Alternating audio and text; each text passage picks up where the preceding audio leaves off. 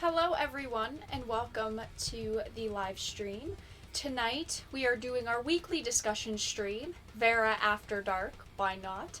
I hope you all are doing well. Tonight we are going to be discussing a couple of rumors, and I am actually kind of excited about some of these rumors. There's a couple of rumors, one specifically about the Switch, which I'm very excited for.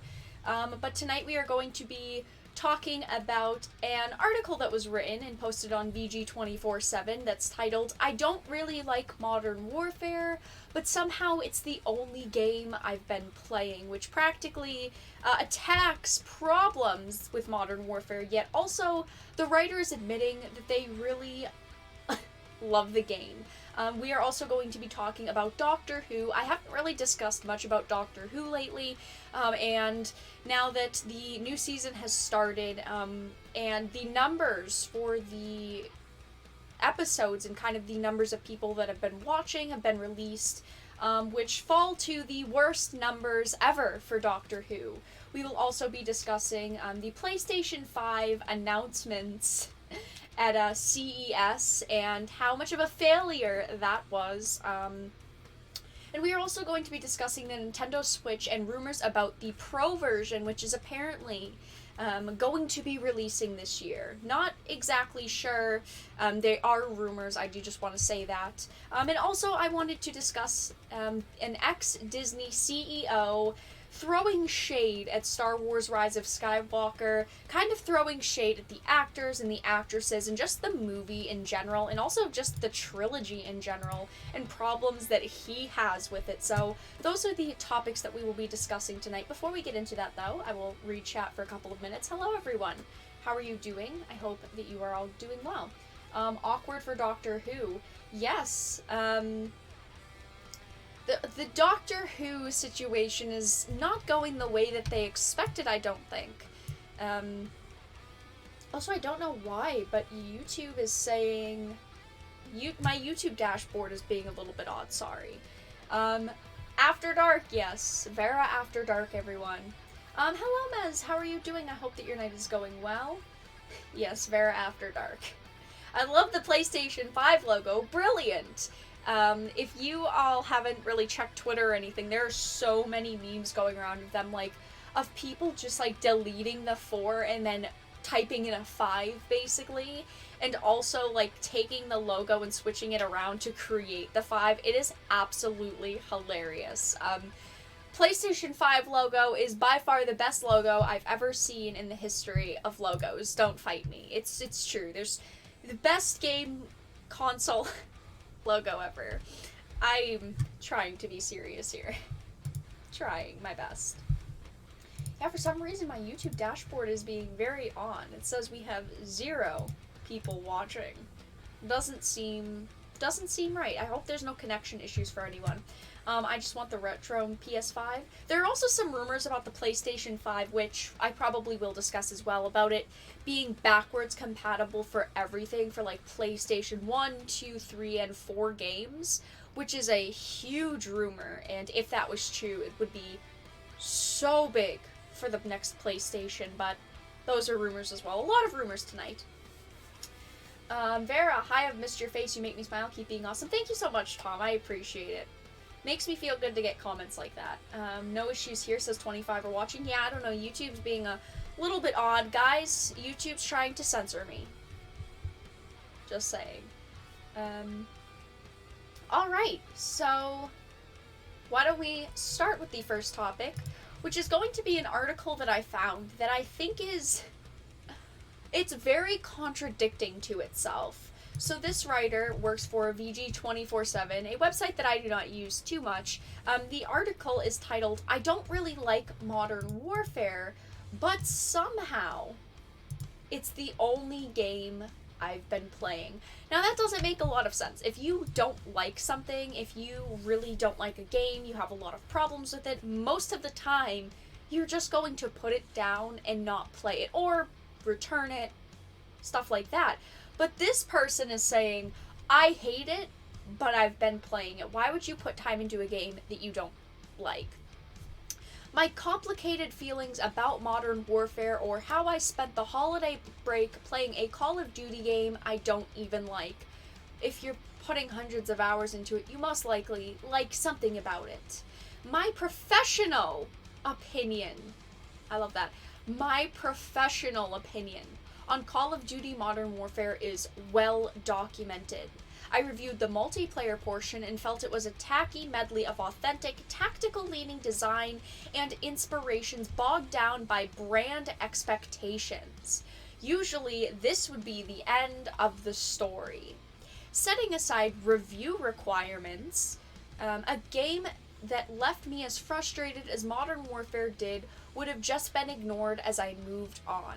That's not to say I don't enjoy flawed games. I played PUBG more when it was a janky, broken game than when it graduated out of early access. Many of the individual game series I love are full of problems, but they remain favorites nonetheless. So I completely understand when a game has problems and you criticize it. Maybe a game has too many problems and it really isn't enjoyable. Obviously, there are so many games like that, and even AAA games. If you look at games like Anthem, they have a lot of flaws. Microtransactions are big flaws for a lot of people. But this person is saying that they don't like it, yet they still play it. And there is a huge piece of this article that really gets me. There were things I loved about Modern Warfare, but not enough to keep me on, so I stopped playing for a time. In the days leading up to the holidays and over the break, I've mostly been playing Modern Warfare. I am now less than 10 levels away from completing the Battle Pass. I finished every single mission in the hilariously broken co-op mode. I'm just saying, if something is so broken and so buggy and so glitched, you most likely will stop playing it. But obviously, it wasn't broken enough to stop playing it. I nearly maxed out my seasonal rank, and I even spent money on cosmetic items in the store. I am, in so many words, an engaged Call of Duty player. This revelation left me as surprised as you probably are reading this, so let me explain. My time with Modern Warfare has all been an attempt to eke as many fun moments as I can out of a fundamentally flawed experience. The thing that kept me coming back has undoubtedly been the gunplay and the ability to really dig deep and create customized loadouts from the different weapon parts on offer. I'm gonna give you guys a news flash.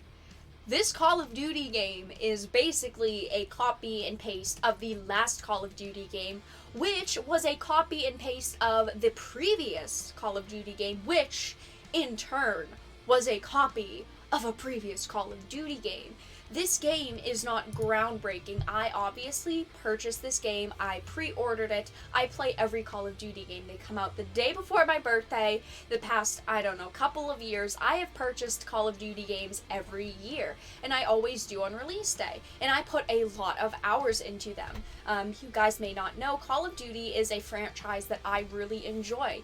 And newsflash, this game is not some brand new technical masterpiece. It's basically a copy and paste of the past ones, and yes, there is definitely a difference in the gameplay between Black Ops and Modern Warfare. There's always been that vital difference between gameplay. Modern Warfare to me feels a little bit more gritty, a little bit more realistic. The guns are a bit slower, the gameplay is just a little bit taken back, it's a little bit slower, but I like that, and that is what I like. So there are definitely fine-tuned differences. But if you don't like Modern Warfare, if you don't like this game, you probably didn't like the last one, or the one before that. It's not like this is Anthem. Let's use Anthem as an example. Anthem just completely was a brand new game. It wasn't based off of anything. I mean, obviously you could tell the inspirations, but still. So this person is saying they don't like this game. It's flawed. yet they liked previous Call of Duty games. How does that make sense? They also admit that they have spent money on cosmetic items in the store. If you do not like a game, if you do not support the game, the developers, you're not going to spend money on it. I have already put a lot of hours into Modern Warfare. I put hundreds of hours into every Call of Duty game. I think maybe I've purchased cosmetic microtransactions twice. I've maybe purchased microtransactions in Call of Duty games like 2 or 3 times, and I used to purchase the DLC when it came out, so like $15 here, $15 there, or it would end up being like the price of another game for the Battle Pass system, the DLC expansion pass system. But he is admitting he likes this game so much that he's spending money on cosmetic items in the store, and he's max level.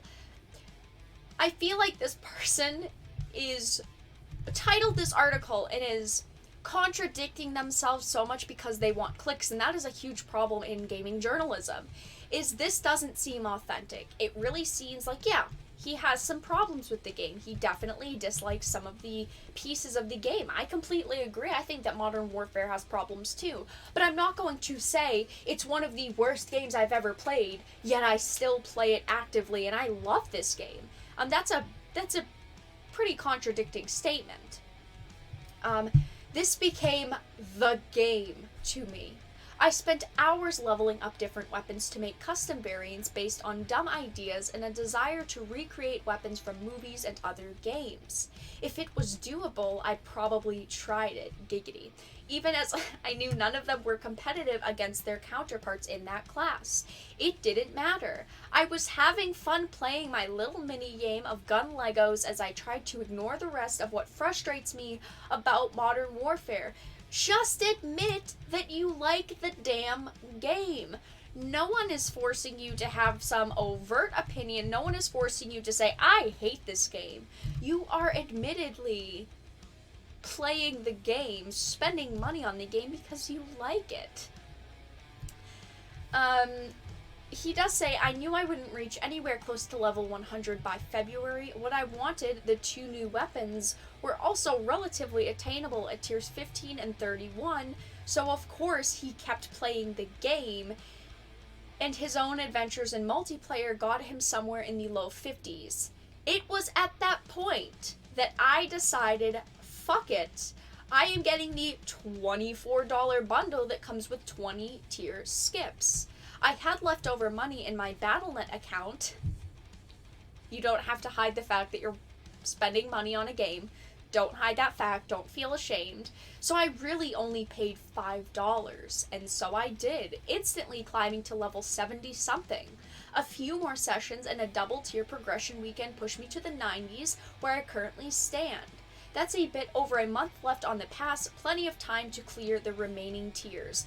I am not going to shame someone for spending money on a game. If you like it and you really want to spend money on it, you want to purchase the microtransactions, then go for it. You don't have to say, like, oh, I jumped through all these hoops to get it, so maybe you'll respect me as a journalist more. Just admit the fact that you like it. That is why I wanted to talk about this article, because I feel like a lot of journalists, maybe not him, it just seems like it, set such high expectations for themselves because Call of Duty Modern Warfare has so many critics behind it and so many critics constantly looking at it. It seems like this person needs to, or wants to have a different opinion that agrees with those critics, yet he's admitting to playing it. I personally say play it if you want to play it. I'm not someone that's going to tell someone else if you don't like it, or if other people don't like it, then don't play it. Just admit that you're spending money on it, admit that you like it, and admit that it has flaws. Every game has flaws. I am curious for all of you in the chat, do you know one game that has absolutely no flaws? No visual flaws, no audio flaws, no gameplay flaws, because I can't think of one game that doesn't. It's okay to critique those flaws, but at the same time, you should just admit that you like the game. I personally play Modern Warfare quite a lot. I quite like it. Obviously, I purchased it kind of before all of the Activision Blizzard stuff started happening, and I still do play it, not as much, but still, it's a Call of Duty game. I like Call of Duty games. Dragon Quest XI, Mez! I knew that you were going to say that, my friend. I knew you were going to say that. Mez, if you didn't hear, the creator of Dragon Quest actually announced that they have 12 going into development soon. Galaga. I don't know. Minecraft? Okay, Minecraft. Flawless. Miss Pac-Man. I am sure I could look up, I'm sure I could Google, like, flaws in Miss Pac-Man, flaws in Galaga, flaws in Space Invaders. Every game has problems. Every game has the potential to glitch and to have all these problems. So I just think it's okay to admit that games have problems. They're not perfect. I mean, sometimes you have to embrace those flaws to get through them. And sometimes there are games where they're so broken and glitched and they have so many problems that you unfortunately can't get through it, but that's why I wanted to talk about this. I think it's a little bit silly. I don't really like Modern Warfare, but somehow it's the only game I've been playing. Just admit that you're spending money on a game. Enjoy a game.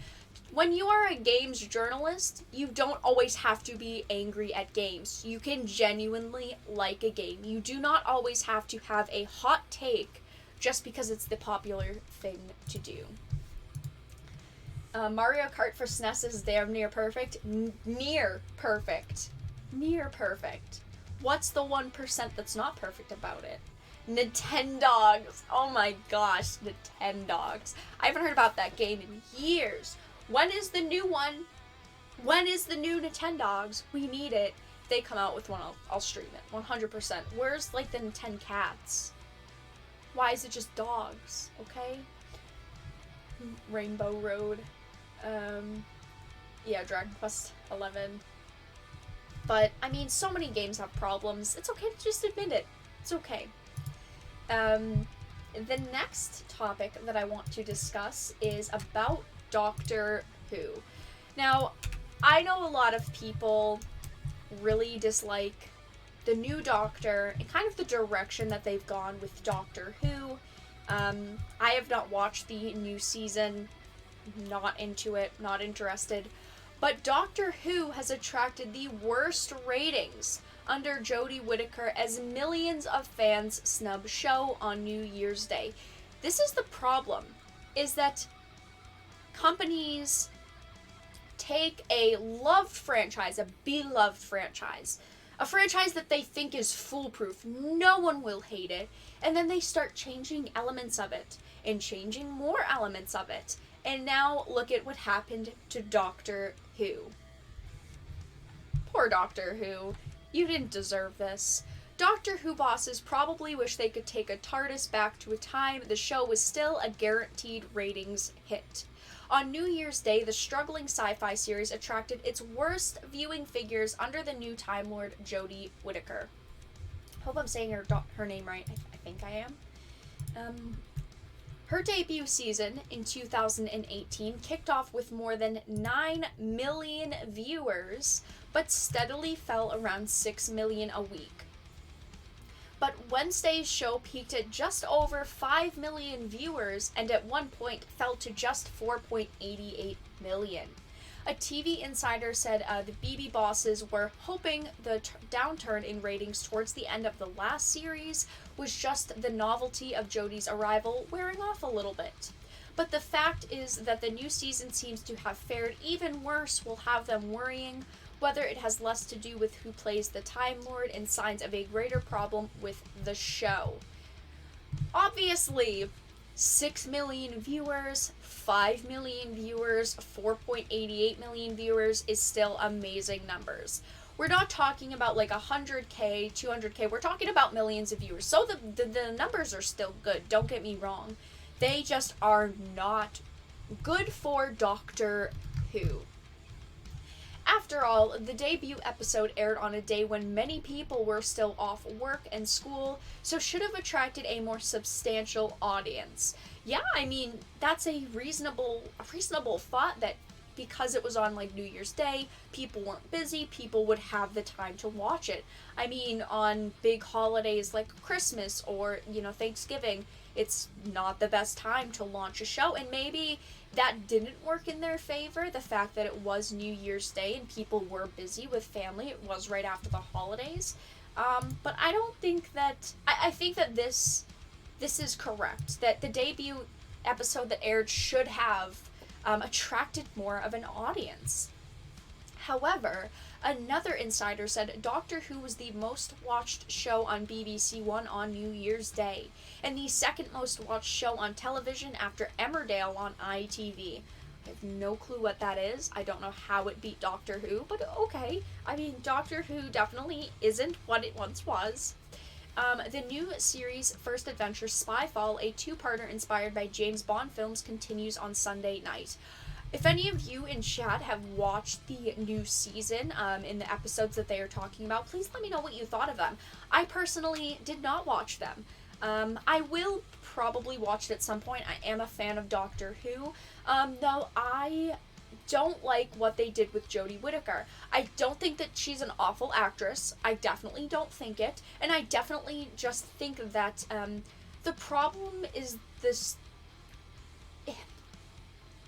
the problem is like the narrative behind it and kind of what they wanted it to do.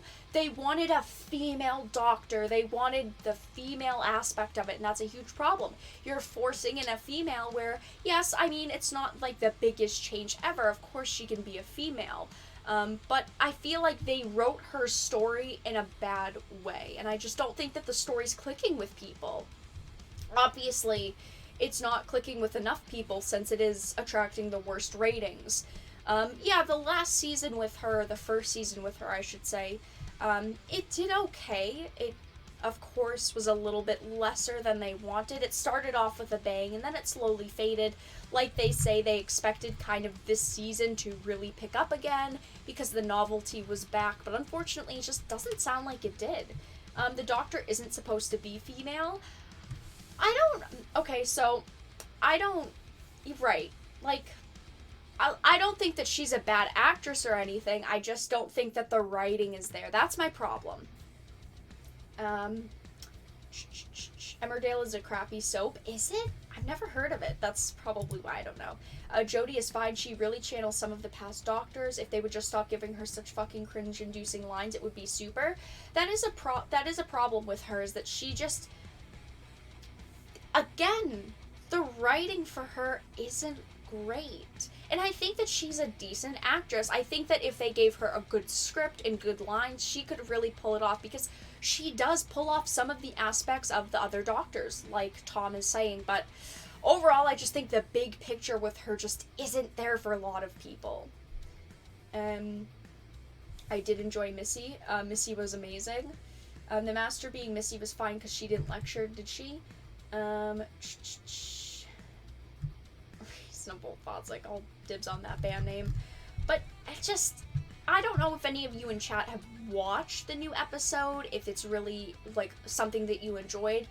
But unfortunately, Doctor Who just isn't doing good right now. I want Doctor Who to do good. It's a good show. Obviously, this Doctor just isn't clicking.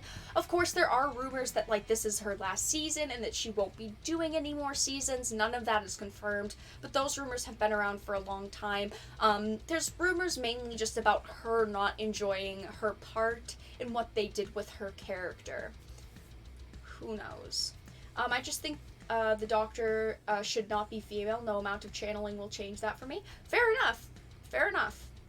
In reality, the Doctor would never comment on how they are a different gender. It would be the least important thing to them. They would brush it off with a throwaway line and never mention it again.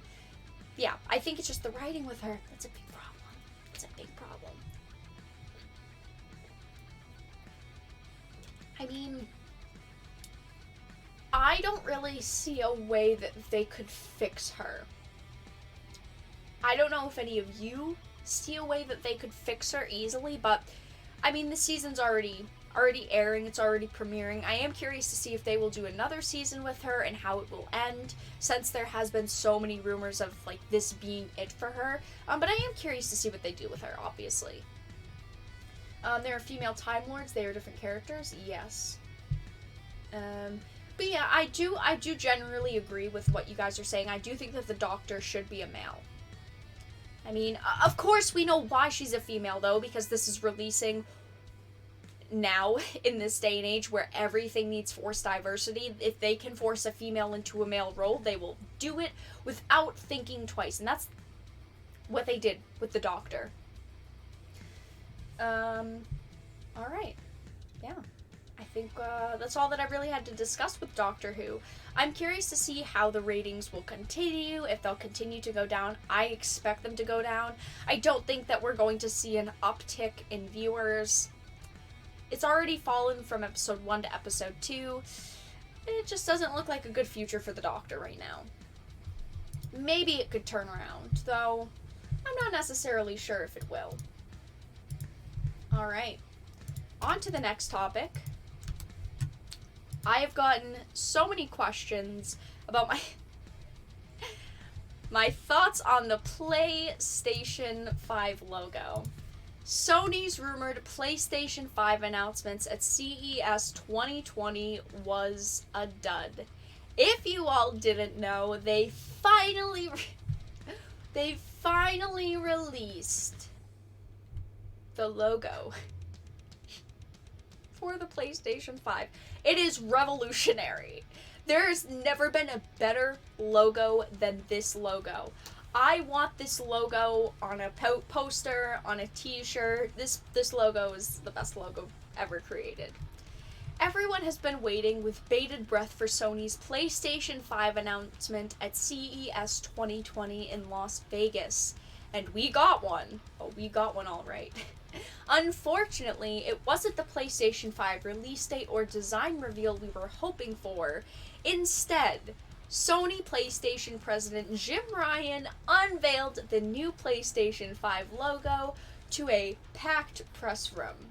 The new PlayStation 5 logo is exactly what you would imagine. Replace the 4 of the PS4 with a 5 and you're basically there. That's all they did, was they deleted the 4, put in the 5.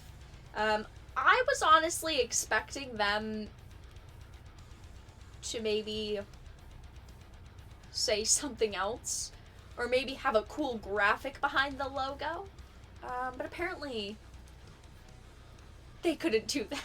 They couldn't do that.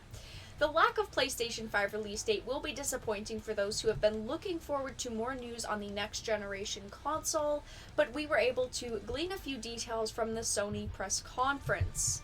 For all of the lack of excitement in this particular announcement, a missed opportunity for sure, there was still a hint of more exciting things to come. Ryan ended the segment by teasing that there's plenty to share about the PlayStation 5 in the months ahead. Is there? Well, where the hell is it?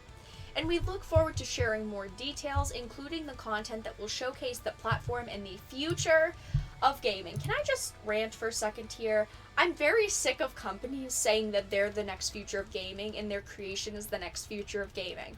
I think that it's not good to say, because we're looking at the Stadia. If we look at Google Stadia, Google said, this is the future of gaming. Everyone is going to want a Google Stadia. You need one in your life. And we see how the Google Stadia has gone. And now we're hearing that the PlayStation 5 is the future of gaming, ladies and gentlemen. The future of gaming.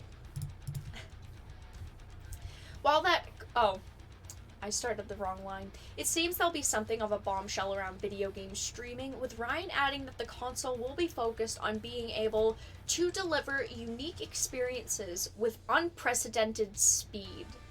While that could refer to the ease of PlayStation 5 game downloads, with some mention previously of games that would let players selectively download certain campaigns or modes from a purchased title, you can bet your PlayStation... Oh, did my camera just go off? Hello?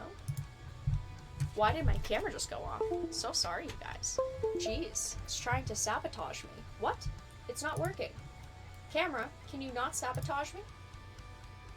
Jeez. Great. Love that.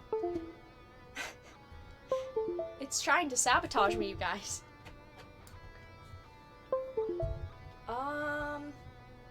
Yeah. My camera just decided to stop working. Give me 1 second, you guys.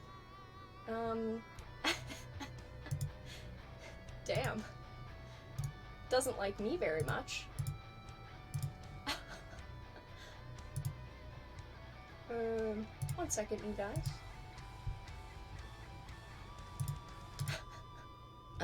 Wyatt wants to sabotage me? There we are. We're here now. Okay. Jeez. Thanks a lot. Thanks a lot, camera. Okay, jeez.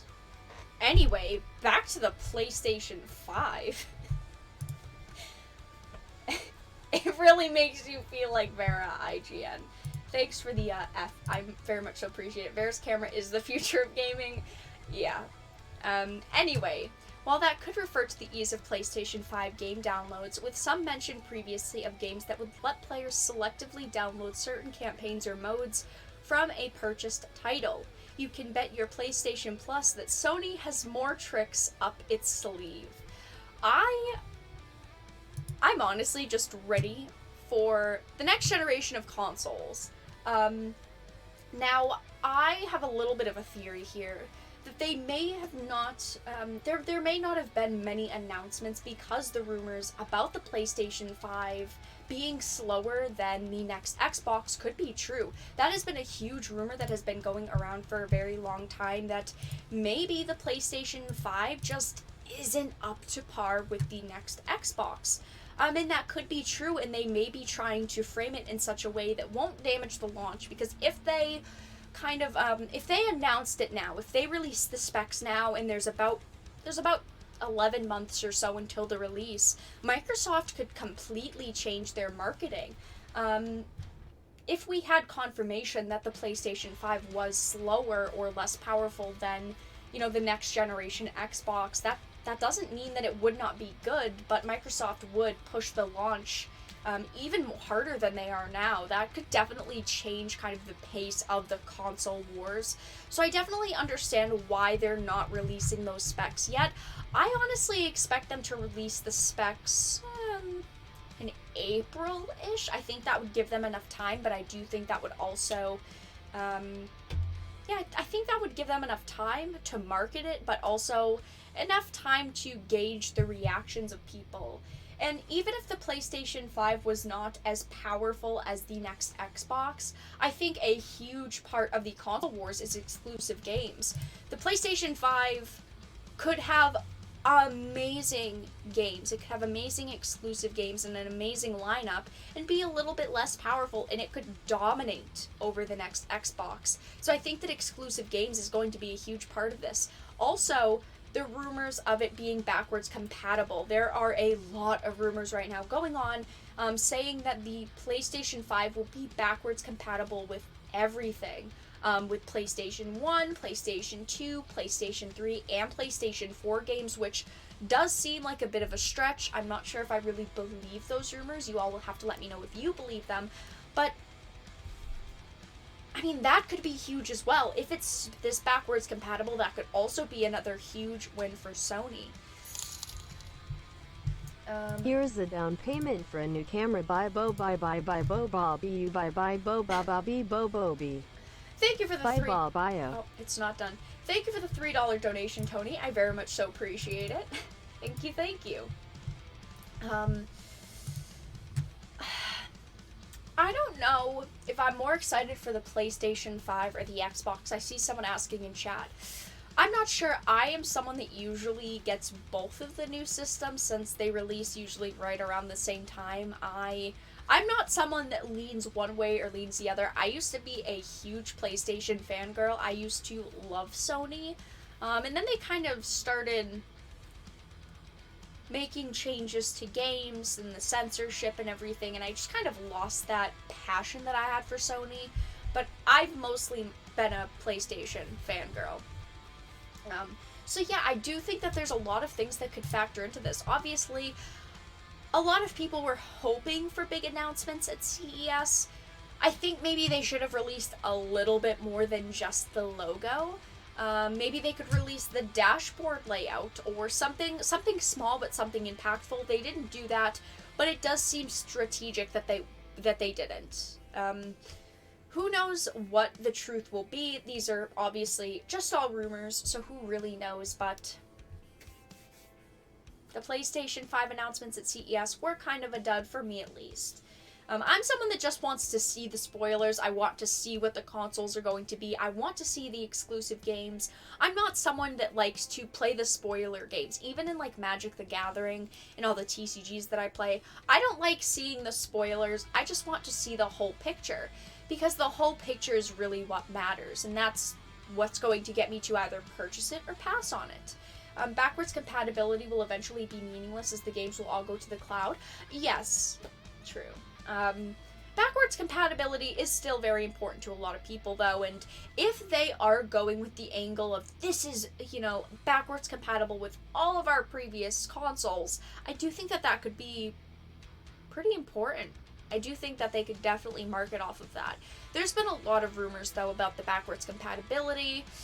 I'm not buying that it's going to be backwards compatible with everything, but who knows? Skeptical, but also hopeful. MTG is going to be on the PlayStation 5. Is it just going to be like pre-downloaded MTG Arena? There's a Switch Pro. I just got the Switch. I will be discussing that in just a second. There are quite a lot of rumors surrounding the Switch currently. Yes, it is rumored for now. Christina is correct. They need to get MTG on the PlayStation 5 for sure. It would help. Well, hopefully there's a cheap enough upgrade price. Xbox will be backwards compatible with everything. It's been confirmed.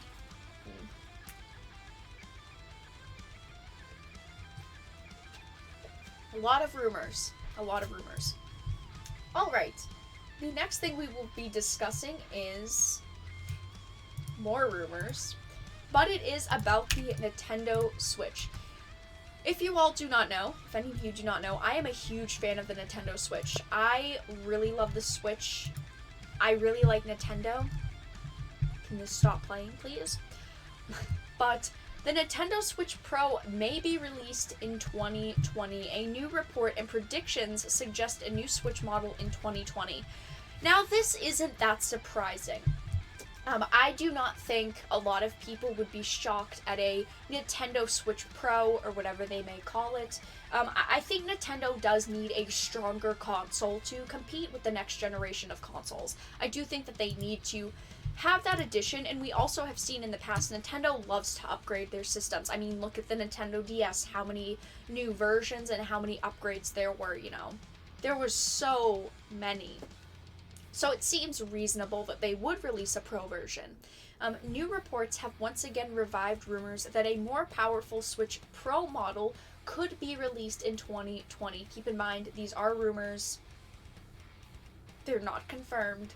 However, while a release year is still up in the air, reports have suggested the existence of a Pro model since last year. According to sources from a supply chain company, the Taiwanese website Digitimes reports that a new Switch model will enter mass production Q1 2020 for a mid-2020 release. These reports coincide with analysts' predictions that a Switch Pro model will be released later this year, fueling speculation that a new Switch model will be coming out sometime in the next few months. A new Switch model was previously reported by someone at the Wall Street Journal back in August. They reported that Nintendo has ideas for further updates to the Switch lineup after the Switch and Switch Lite to make the platform's life cycle long. So, of course, a couple of months ago they released the Switch Lite. That was their cheaper alternative, but now they need an alternative on the other side of the spectrum. Not a whole new Switch or not a whole new console, but they want that upgrade. I mean, it is completely understandable why. Nintendo is known for releasing updates to its handheld line. Like I said, just look at the Nintendo DS and 3D consoles and their many iterations. So while Nintendo may be working on yet another refresh of the Switch beyond the Lite and the bigger battery version released last year, it's unclear exactly what new features might be included in the refresh, though many speculate at least some kind of boost in computing power. That is completely I want to say obvious, because I feel like it's obvious that they would want a more powerful Switch, more powerful, especially going into the next generation of consoles. But I question their release. So if this leak is true, if these rumors are true, and it is entering production in Q1 2020 and is supposed to have a mid-2020 release, should they really release the Pro, or the Pro version, in the same year as the Microsoft and Sony consoles? It puts a lot of pressure on consumers. I know myself, I usually try to purchase all new consoles if I feel like the gap is big enough, if that space is big enough. I will most likely purchase the new Xbox and PlayStation when they launch, or within the next, within the couple of months of it releasing. And also, if they released a Nintendo Switch Pro, I most likely would try to purchase that. And as an average consumer, that puts a lot of pressure on you. That puts a lot of pressure on you financially. And as a fan of games as well, it's unfortunate that you have to kind of slowly pick and choose what you want to play, what systems you want to play, what exclusives you want to go for. I personally love the Nintendo exclusives, but I also love Sony's exclusive, and that puts a lot of pressure on me when there are so many new releases all of the time.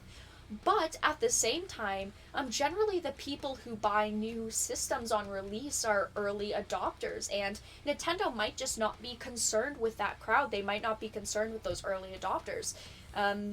Obviously, we don't know how Nintendo's thinking. We don't know their marketing. We don't know a lot here. It's all just speculation.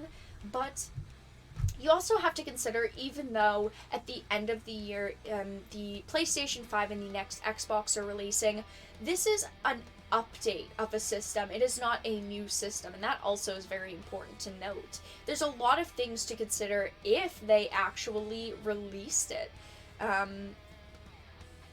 Upgrades to systems are a bit less impactful than a brand new system, but I do think that since it is a powerful version of the Switch, it is important. And I mean, who really knows what's going to happen here?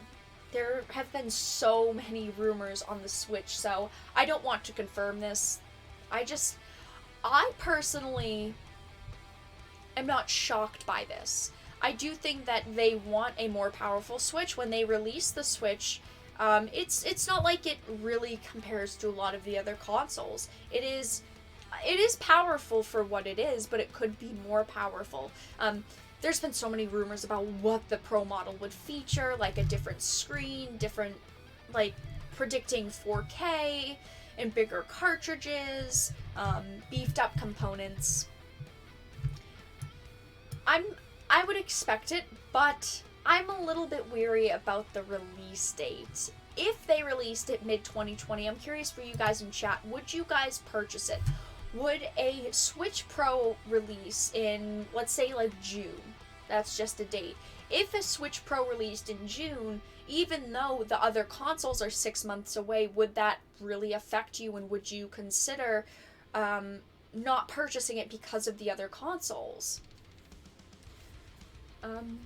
They said that the Switch Pro will be $399 according to a credible source. Yes, that is important to note, Christina. It doesn't say it here, but there is a pretty credible source that is saying that it would be around $399.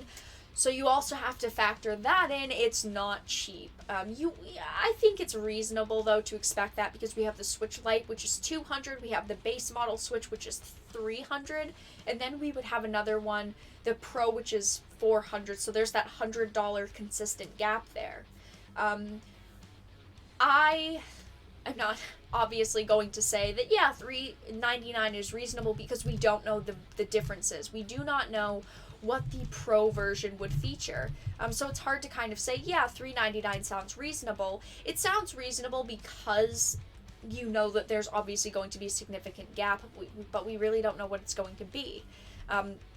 Is a $399 Switch Pro going to stand up to a, next generation Xbox? Most likely not. But you have to consider their exclusives, and it's the main handheld that is on the market right now. I personally really like the fact that it is a handheld, but you can also attached to your TV and you can play it on the TV like a normal console. I do really like that with the Switch. I'm a fan of the Switch. I really like it, and I really like Nintendo and what they've done with the Switch. Switch Pro will be made out of gold, melts in your hands. I mean, that would be pretty awesome, honestly. A Switch Pro made out of gold? I wonder if someone's done that. Is Soulja Boy coming out with a handheld anytime soon? Are they collabing with Soulja Boy on this Switch Pro? Foldable screen Switch? So practically a Nintendo DS. That's what you're saying? I think it would be kind of neat if they had like a foldable Switch, but I feel like it would be too Nintendo DS for me. I like the Nintendo DS. I'm a fan of Nintendo handheld consoles. I am a fan. It's too bad PlayStation ditched the handhelds. Imagine the competition right now. I mean, I think Nintendo would still win. Soulja Boy is in hiding. He's gonna come back soon, I know it. I'm gonna get an exclusive interview with him. PSP for life? I love the PSP. Wondering if you still have a Nintendo 64? I do. Nintendo 64 is my favorite console. I think, don't quote me, but I think that the Nintendo 64 is probably my all-time favorite console. I had so many games on it that I loved. I love the controller. A lot of people don't love the controller. Nintendo 64 is most likely one of my favorite consoles. I would love some of like the special collector's editions Nintendo 64s. I don't really own any collector's editions for them, but there was one. There are so many cool like Nintendo 64 collector's editions. Love them. I have a PSP. Any buyers? The PSP was great. Rip the Vita. It never got a fair chance. It really didn't. I feel like I feel as if like Sony released a handheld now, it might actually do good. And I say that because Nintendo has kind of blown up the handheld space again. And I feel like they don't have a lot of competition when it comes to the Switch. Yes, like, there are other, like, knockoffs and, like, there are other lesser brands, but there's not, like, a Microsoft handheld or a PlayStation handheld. And I think that if they made one right now, it might actually do good. But it, at the same time, might not, because most people would just go to a Switch. I really like the Switch, though. I am curious to see if these rumors are true. If they released a Switch Pro model mid-2020, I don't know if I would pick it up. And I say I don't know if I would pick it up because 6 months later is the release of the new consoles of, you know, the PlayStation 5 and the next-gen Xbox. So that would be interesting to see. I kind of hope that it doesn't release this year for the sake of my wallet. Rest in peace, wallet. Because I also have to buy video games to live stream and to make content for. I'm calling it Switch Titanium Edition. That would be pretty awesome. PlayStation Portable. Love it. I had a lot of potential, but Sony didn't support it enough. Yes, that's very true. Alright, the last topic that I wanted to discuss for the night is Star Wars. A lot of you may be worn out with Star Wars. You may not be. I love Star Wars. Maybe not the new movies, but that's okay. I love the rest of Star Wars. Former Disney CEO Michael Eisner throws shade at Star Wars: The Rise of Skywalker. Ooh. Former Disney CEO Michael Eisner reacted to Star Wars: The Rise of Skywalker by throwing a little bit of shade at the film. There have been a lot of people that have really trashed The Rise of Skywalker, but you also have people that are defending it and saying that it's great, saying that it's amazing. His statement was, the hashtag The Rise of Skywalker is an acceptable film. Whew. A lot of the story and fan delights, but somewhat emotionless. While The Mandalorian on Disney Plus establishes show creator Jon Favreau as the new George Lucas, which Bob Iger, has the foresight to declare. is Favreau really the next George Lucas? I think that might be a little bit of a stretch. I think that might be a little bit much, in my opinion. I think that he has done an amazing job with The Mandalorian, but I obviously, and a lot of other people obviously, have a lot of problems with The Mandalorian. First of all, it was short. A lot of the episodes felt a little bit lackluster. But you have to consider the show did have different directors for different episodes. He would also explain then why he described the film as somewhat emotionless. I would agree with this. I think that the film is quite emotionless. I obviously have not supported the film monetarily. I think that is very important to note. I did not go and see it in theaters. He said Daisy Ridley played Rey throughout the film with one expression, awe/fear, until the very end of the film when she reveals her name. The name that she stole, by the way, because everyone's dead and can't actually defend it. That's what I meant when by a film that somewhat lacked emotion. I have a big problem with Daisy Ridley. I think that she's a bad actress. And he goes on to say, in my previous comment, I didn't mean to suggest that Daisy Ridley acted poorly. On the contrary, she was excellent. I would definitely agree with that. I definitely do not think that she was excellent at all. Disagree. She has not been excellent in any of the films. I feel like The Force Awakens was a decent base. It wasn't amazing, but it was a decent base. And the other two movies just were completely awful.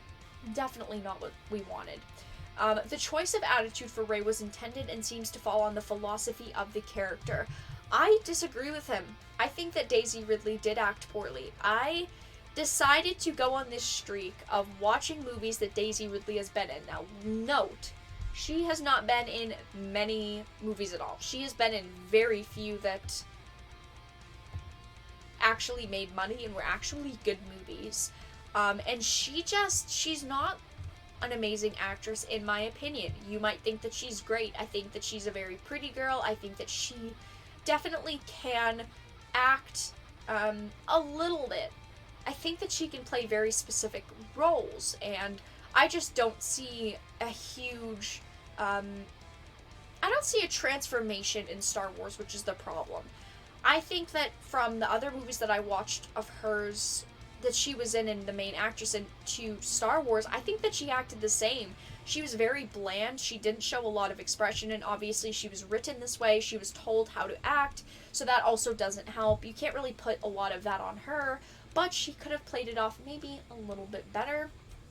But even Michael Eisner, an ex-Disney CEO, thinks that the film is emotionless. And William Shatner also posted a tweet that I had actually retweeted. I think this is the best tweet I've ever seen. He said, "So I saw the new Star Wars movie. I need a wayfinder of my own to understand what I saw."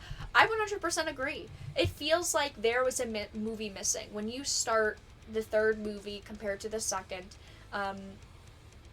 I think that there is a huge gap and just a lot of information that you're missing. I mean, you even have to play Fortnite to get some of the information, some critical information. Gotta love Shatner. I think William Shatner is amazing, and the thing that I love about him so much is that he's just honest. I think a lot of people are feeling the same way, that it's very confusing, and the movie definitely didn't explain a lot. I think that he summed it up perfectly. I'm curious what you guys think of Michael Eisner's comments, and what you think of maybe even William Shatner's comments. Do you think that the movie is emotionless? Do you guys like the movie? If you like the movie, that's great. I mean, I want people to like movies. I don't want movies to be created and people not like them. Obviously, you all know how I feel about the story in general. I think that they definitely missed the mark, in my opinion. For, the plot that I read online and also what I've seen. Best movie ever? Oh yeah, this is definitely the best movie ever. I love Shatner. Captain James T. Kirk. Yes. He's great. Daisy's cute though. Oh, I think that Daisy Ridley is attractive. I think that she looks great. And I think if they had, I don't want to say sexed her up. I don't want to say that.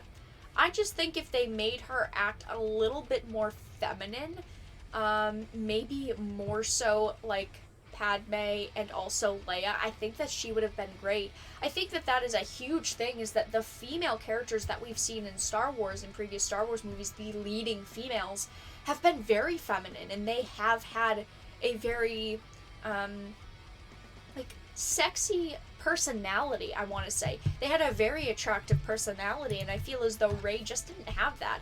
And not every character has to be the same. Obviously, she is very different from Leia and Padme. She definitely is, and in good ways sometimes. She's definitely a strong, independent woman. I just think that maybe it was a little bit lacking, and that's why I feel the kiss scene and kind of the romance that they went with, that they just threw into the very end, felt very odd, because you never got that feeling from Rey. She never had that romantic atmosphere to her. She never had that, I want to be the focus of a love story type of vibe.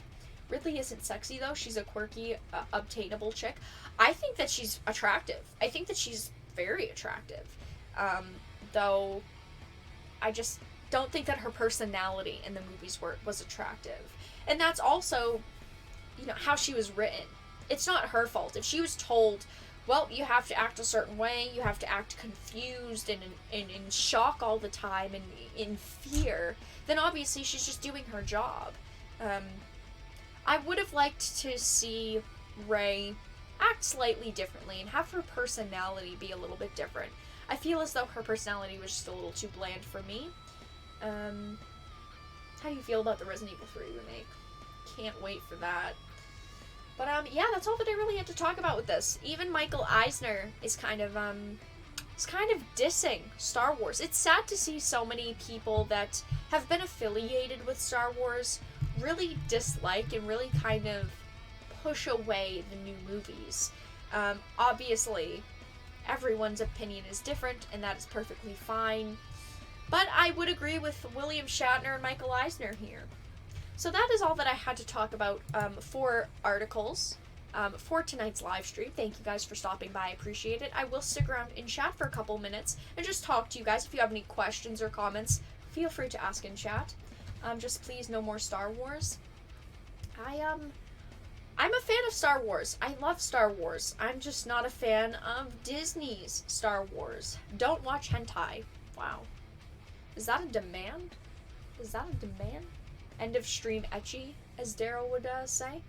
When are you going to play Hellblade? The next game that I will be live streaming is Hellblade. I will be starting Hellblade very soon. It is a game that I've wanted to play, and obviously we've seen the teasers for Hellblade: Senua's Sacrifice 2. I will be starting that soon. If you want to, please make sure to join the Discord. I do talk there regularly and tell you guys when I'm starting new games and when I'm ending games, so you can stay up to date with that, even for games past Hellblade: Senua's Sacrifice. The Disney trilogy is an abomination in total. I think that it actually had a little bit of potential. I think that the first one, The Force Awakens,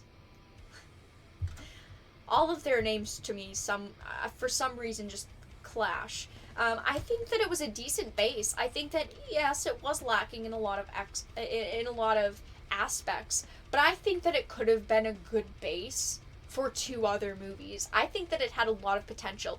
Going back and watching it, which I did do recently, I saw so much potential, but unfortunately, I think that they kind of just ruined it, in my opinion, for me. Ooh, Hellblade, yes. The next video game I will be live streaming is Hellblade: Senua's Sacrifice. I've never played it. It's a game that I wanted to play a couple of months ago, actually, but I never got around to doing it. But we are finally doing it, as game releases have slowed down a tiny bit. Obviously, going into March and April, there are a lot of video games coming out, but I like to catch up on games sometimes. And I've heard that it's not a very long game, so why not play it? Did you see the PC equivalent of the Nintendo Switch shown off at CES? Slave Leia costume, or you aren't a real fan? I mean, Slave Leia was very attractive. I think that all of the females in Star Wars have been attractive. I think that Rey is even attractive. I think that she has a good look to her. I think she looks like she fits in the Star Wars franchise and the Star Wars universe. It's just her personality. It's awful. It's not awful. It's just very bad. What games are you anticipating the most this year?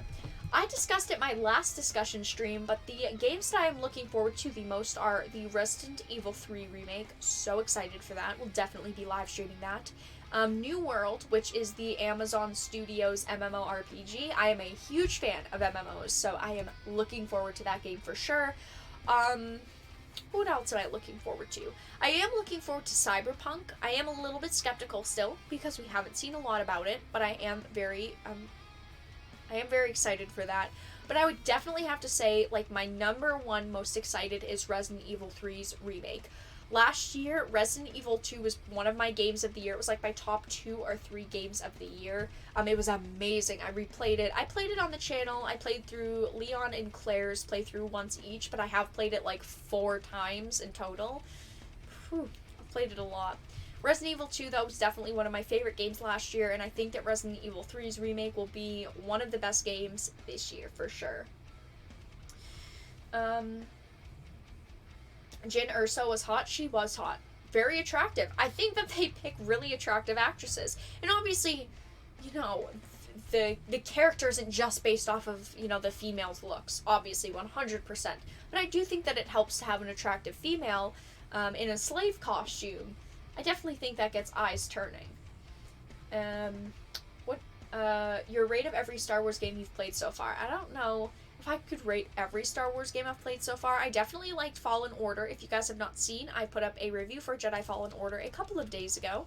I actively play Star Wars The Old Republic, the MMORPG. I actively play it. It's a really good game. If any of you play Star Wars The Old Republic, the MMORPG, please let me know. Because I'm a pocket healer. Of course, Knights of the Old Republic 1 and 2 are some of the best video games I have ever played. You guys have bad taste in females? Maybe it's you that has bad taste in females, my friend. I mean, I think most of the females in Star Wars have been very attractive. I think that they definitely can pick good actresses. KOTOR 1 and 2 were amazing. Yeah, some of my favorite games.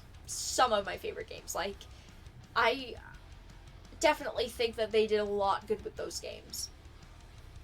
But I don't know, like, what my favorite Star Wars game ever is, because I've put a lot of hours into a lot of them.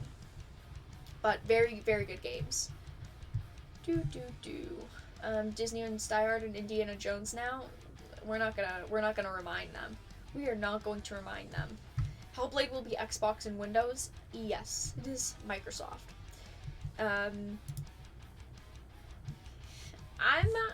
I'm skeptical going into the next generation. I think that there's a lot of hype around it, but I feel like there's always a lot of hype around the next generation of consoles and games. But Hellblade: Senua's Sacrifice 2 is definitely a game I was blown away by the trailer. Also, Elden Ring. We do not technically know when Elden Ring is releasing. That is the George R.R. Martin and From Software video game.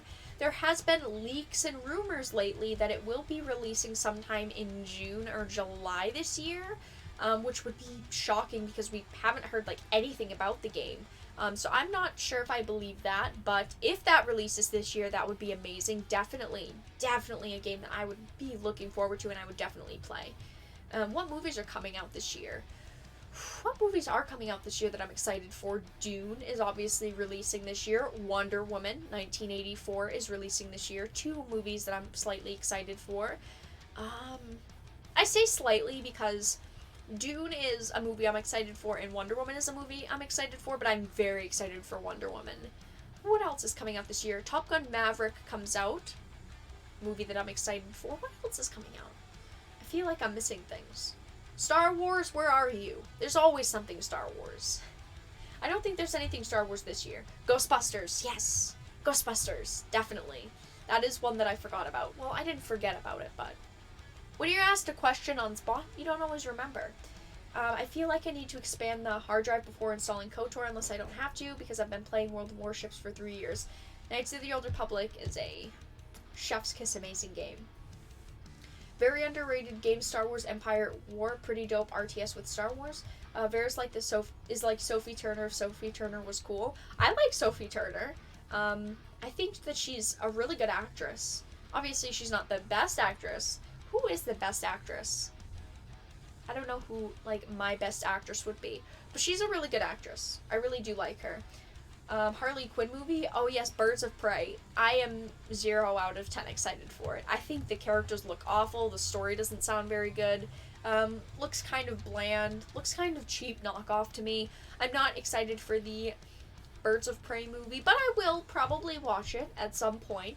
I'm not going to knock it. It could be the best movie I've ever seen. Obviously, I don't think it's going to be a Joker, but it could be okay. Unless they pull another Star Wars spinoff, possibly. Sophie Turner is very pretty. I think Sophie Turner's attractive. I mean, she is like 5'8" or 5'9", so she's very tall, which a lot of people think is attractive. I would love to see Sophie Turner act in a video game. Like we saw Cameron Monaghan with Star Wars Jedi Fallen Order, like we're seeing with Keanu Reeves in Cyberpunk 2077.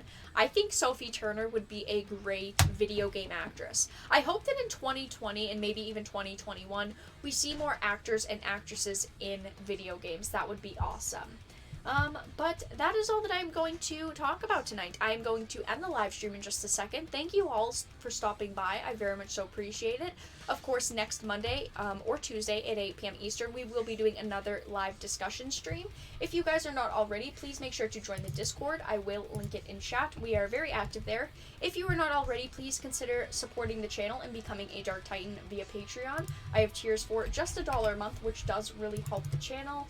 Of course, liking and sharing the content also really helps the channel. I do appreciate all of your support, you guys. But I will be in Discord if any of you want to chat. Thank you, Tony, for the donation tonight. I very much so appreciate it.